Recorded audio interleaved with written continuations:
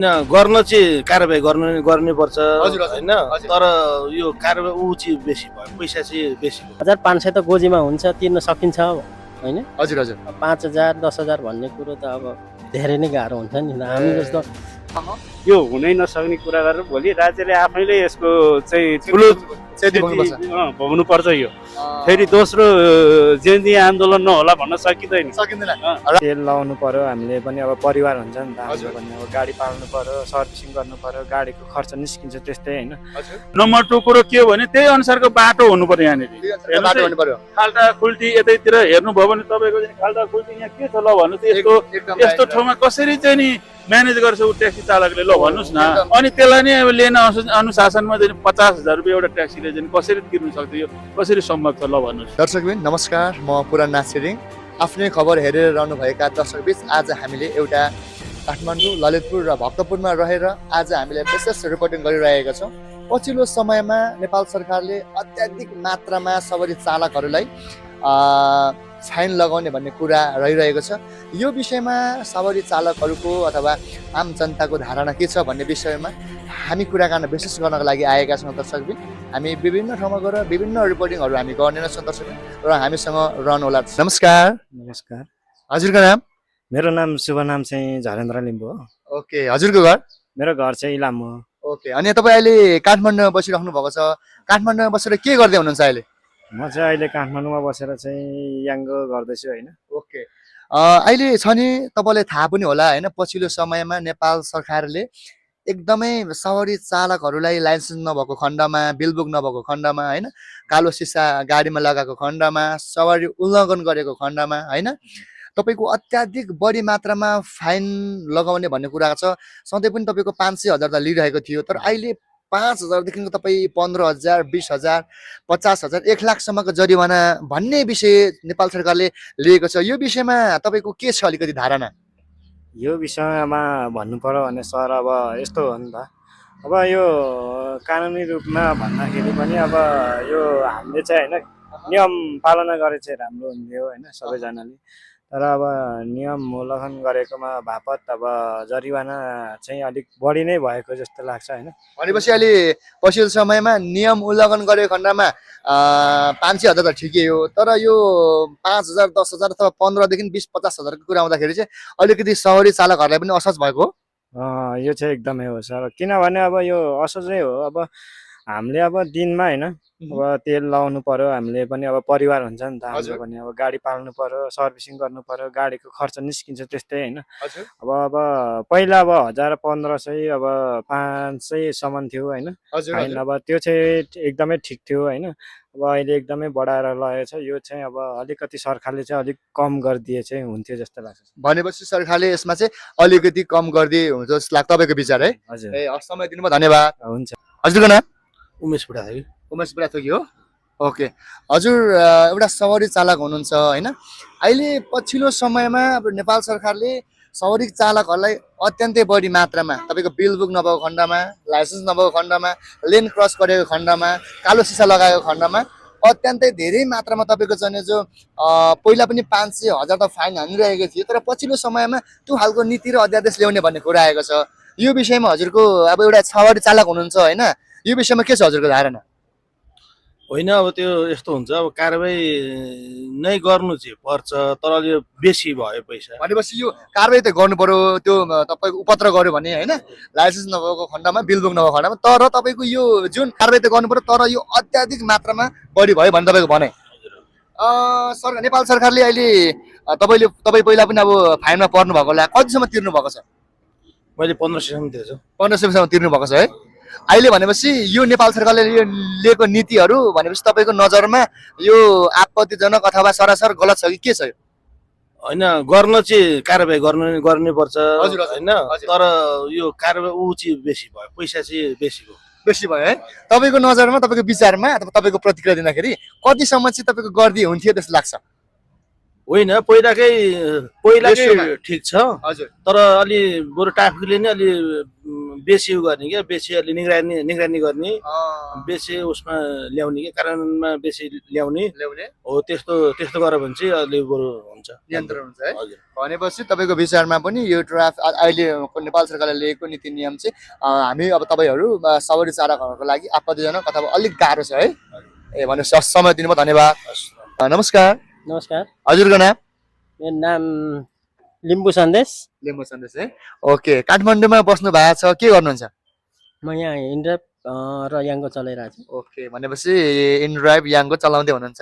Okay, तपाईँ यहाँ काठमाडौँमा बस्नुभएको कति भयो? भयो 5 देखि 6 महिना ओके। जति। तपाईँलाई थाहा पनि होला होइन, पछिल्लो समयमा नेपाल सरकारले अहिले तपाईँको ट्राफिक नियम उल्लङ्घन गरेको खण्डमा, लाइसेन्स बिल बुक नभएको खण्डमा तपाईँको अत्याधिक बढी मात्रामा फाइन लगाउने, 5,000 देखि 50,000 1 लाखसम्म लगाउने भन्ने कुरा छ नेपाल सरकारको। यो विषयमा अब हजुर पनि एउटा सवारी चालक नै हुनुहुन्छ, के छ अलिकति ठ्याक्कै नेपाल सरकारले हजुरको सन्देश चाहिँ के जान सक्छ? यो चाहिँ अलिकति गलत छ भन्छु म चाहिँ। अलिकति तपाईँको नजरमा गलत छ। अहिले तपाईँको 500,000 त धेरै नै हो गलत। धेरै नै हो। 500,000 त तपाईँको सुन्नुहोस्, 500,000 त तपाईँको काटिरहेको छ होइन। अहिले 5,000 देखि 50,000सम्म काट्ने भनेको छ। यो विषयमा सरकारले कसो गरिदिए राम्रो हुन्थ्यो होला?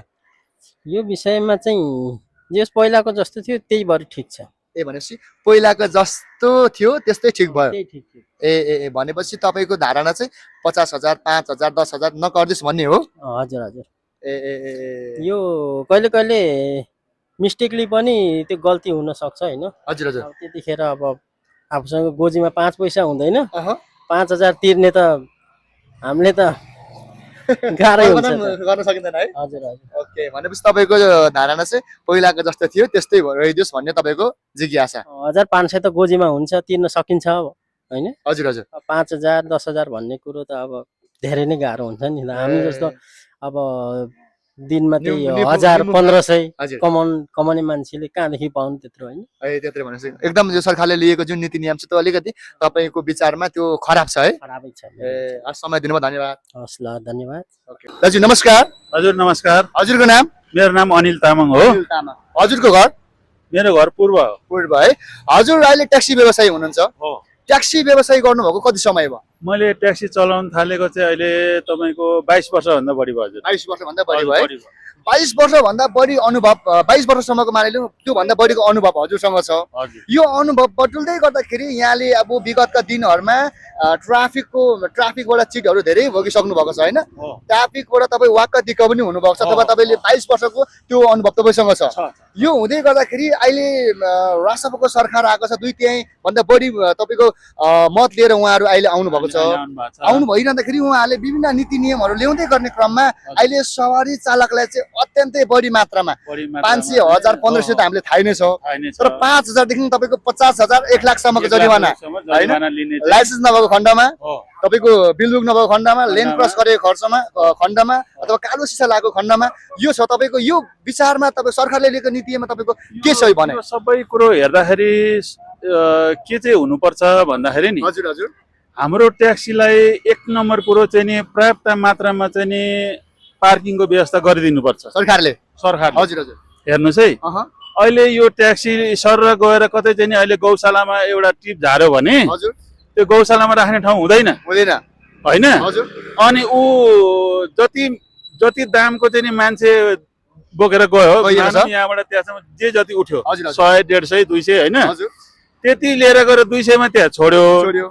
उसले त्यो पार्किङ खोज्ने, अर्को 200 को चाहिँ नि तेल जलाएर चाहिँ नि उसले पार्किङ खोजी हिँड्नुपर्छ। हेर्नुहोस् है, 1 नम्बर समस्या त्यो छ होइन। ट्याक्सी पार्किङको समस्या छ। अनि मैले देखेको अर्को कुरो के छ भन्दाखेरि प्यासेन्जर भनेको हाम्रो ट्याक्सीमा हरेक खालको चढ्छ हेर्नुहोस्। हजुर हजुर। कोही हिँड्नु नसक्ने हुन्छ, एकदम राइट। त्यस्तै मान्छेहरू चढ्ने त हो नि, चढिहाल्छ। जस्तो यहाँबाट सर लिएर गयो तपाईँको कुनै ठाउँमा चाहिँ नि अगाडिपट्टि नो पार्किङको बोर्ड चाहिँ हुन्छ, अगाडि हुन्छ, तर के भने पेसेन्जर त्यहाँ झार्दै गर्दाखेरि ट्राफिक आएर तैँले चाहिँ यो बोर्ड देखेनस् भनेर चाहिँ त्यो चिट हान्छ। हेर्नुहोस् है, चिट हानिहाल्छ। अनि तपाईँको कसरी चाहिँ नि त्यो अनि त्यो चिज चाहिँ नि अनि तपाईँको 20,000 25,000 50,000 को भयो भने यो कसरी चाहिँ नि न्याय भयो ल भन्नुहोस् त। एकदम राइट कुरो। तर के छ भने यो जबरजस्ती एक हिसाबको पेलान गरेर चाहिँ नि यो चाहिँ नि भइरहेको छ, यो चाहिँ ठिक भएको छैन। समस्या ट्याक्सीको यो चाहिँ नि समस्या कोट्याउने हो भने जति खोताले त्यति समस्या निस्किन्छ के, त्यति गएर छ। ल हस्, धन्यवाद समय दिनुभयो। र राज्यले यो तपाईँको जुन ट्याक्सीको मात्र होइन कि हरेक तपाईँले अहिले जुन सुनाउनु भयो समस्याहरू, त्यो समस्याहरू चाहिँ राज्यले ध्यानमा राखेर चाहिँ त्यसको समाधान गर्नु पर्यो समस्या। हस्, समय दिनुभयो, धन्यवाद। हस् हजुर। हजुरको नाम? दिल्ली विश्वकर्मा हो। दिल्ली विश्वकर्मा हुनुहुन्छ। हजुर पनि अब एक असल तपाईँको चालक हुनुहुन्छ होइन। अहिले पछिल्लो समयमा नेपाल सरकारले तपाईँको 500,000 जरिमाना त ठिकै थियो बिलबुक नभएको खण्डमा होइन, लाइसेन्स नभएको खण्डमा अथवा नियम उल्लङ्घन गरेको ठाउँमा ठिक थियो। तर अहिले पछिल्लो समयमा तपाईँको 20,000 30,000 50,000 1 लाखसम्मको जरिमाना हाल्ने भन्ने खालको एउटा नीति ल्याउनु लागेको छ। यो विषयमा हजुरको प्रतिक्रिया के जान्छ सरकारप्रति? सरकारले मेरो लागि चाहिँ अब हामीले अब उल्लङ्घन गर्नु भन्दा नि अब यो दिन चाहिनेको भन्दाखेरि बढी भयो भनेपछि हजुर यसको बढी भयो। अब कानुन त लाग्ने हो, तर धेरै नै अति नै भयो। हामीले 200 रुपियाँ 10,000 फाइन कसरी तिर्ने, 5,000 कसरी तिर्ने? एकदम राइट कुरो। हामीले तिर्ने हो। अब गलत गऱ्यो भने 4-5 200 तिर्ने भने कुरो अलग कुरो हो, तर अत्यन्तै भयो छ। यो कस्तो हो भने अब सिधा अब चोर फटायो भने त त्यतिकै त्यसरी जसरी उसले गरिहाल्छ, सिधा सादा फस्ने भयो। हाम्रो मेन कुरो यहाँ हामी सिधा सादा फस्ने, बिहान दिन कमाएर खाने बेलुकासम्म ले अझै दिनभरि कमाएर उसले 500 ल्याउँछ, उसले घरबाट कसरी तिर्ने, उसले कसरी बच्चा पढाउने होइन, उसले काम गरेर अरू फाल्टो काम गर्ने, उसले चाहिँ जे पनि गर्छ। तर फस्ने चाहिँ सिधा सादा भयो हाम्रो, फस्ने भयो। तर यो भने गर्न त कानुन विवादित होइन कि, तर कानुन लाए पनि नर्मल।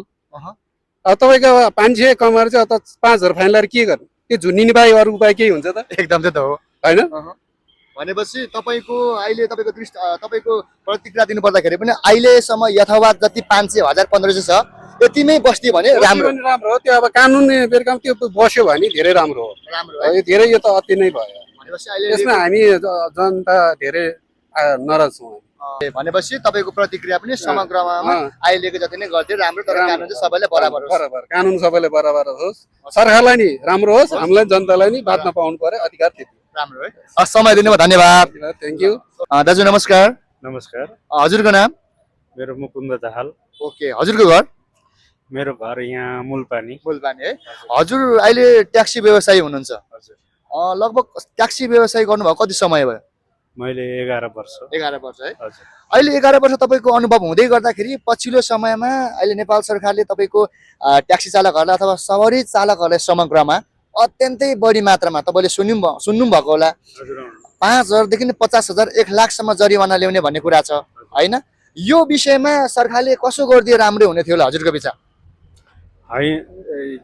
यो विषयमा एक हिसाबले त अब भन्नुपर्दाखेरि यो अत्याधिकै बढी जरिवाना हो। हजुर हजुर।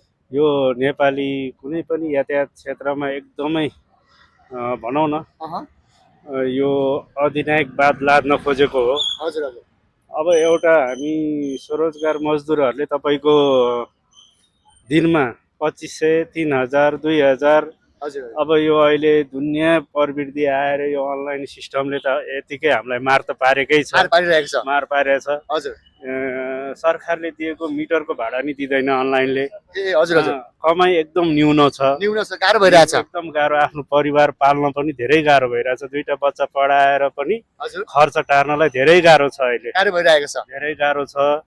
अनि यो अब साउदी कतार मलेसिया भनौँ न, जुनै पनि खाडी कन्ट्रीदेखि लिएर युरोप कन्ट्रीदेखि लिएर हजुर हजुर अब त्यसको अभ्यास गर्न खोजे जस्तो लाग्यो होइन। तर हामीलाई त्यही अनुसारको इन्कम हुनु पर्यो। अब विदेशमा पो 3 लाखदेखि 2-2.5 लाख 3 लाख 5 लाखसम्म कमाउँछ महिनामा, डलरको हिसाबमा हुन्छ होइन। अब यहाँ चाहिँ तपाईँको हामी एउटा स्वरोजगार मजदुरलाई चाहिँ यो 50,000 भने त अब हामीलाई त एकचोटि कारबाही गर्यो भने त्यो त हामीले ल्याउनै सक्दैन, तिर्नै सकिँदैन।